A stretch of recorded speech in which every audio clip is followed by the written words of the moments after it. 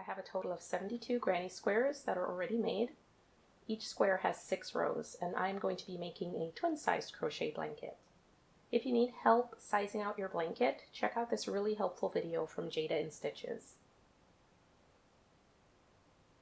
My first step was to lay out the granny squares according to a pattern I decided on before making the squares.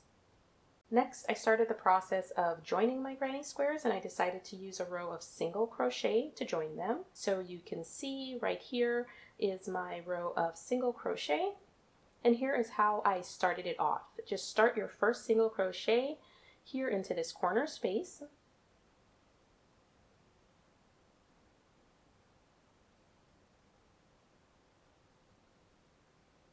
And now just continue to do your single crochet across each stitch.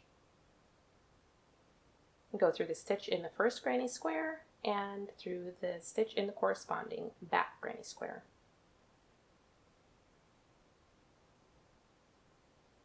This ridge that's created by the single crochet is going to be on the front side of my blanket, which looks like this. You can see a clear texture here, and the back looks like this. You can see there's a difference. It doesn't really matter if you want one side to be the front or the other side to be the back. It really doesn't matter. Either way will work. So in order to make sure all of my granny squares face front, I take the two that I'm joining, putting them back sides together, and then single crocheting across the top.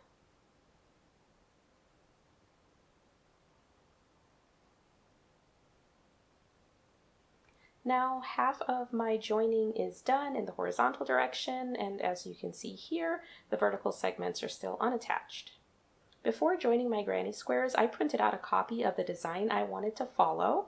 So this is the pattern that I used, and as I was joining the squares, I would have each row laid out, piled up, and I would just pick up the top one that I was going to use, check my design, check the placement, and so on, and then I would just check it off as I was done. Now I have all the squares joined here vertically and horizontally, so you can see how it looks when the squares are fully framed in. And here is the back.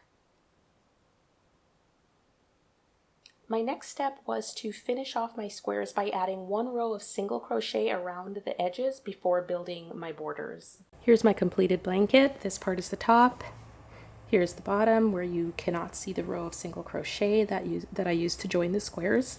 Also, on the long sides of my blanket, this is the border that I used. It's very thick. I did a granny stitch sort of pattern in alternating colors to make a nice wide border on the long sides of my blanket. On the short sides of my blanket, I just made one row of that granny stitch in the gray color, and that's how I completed my blanket.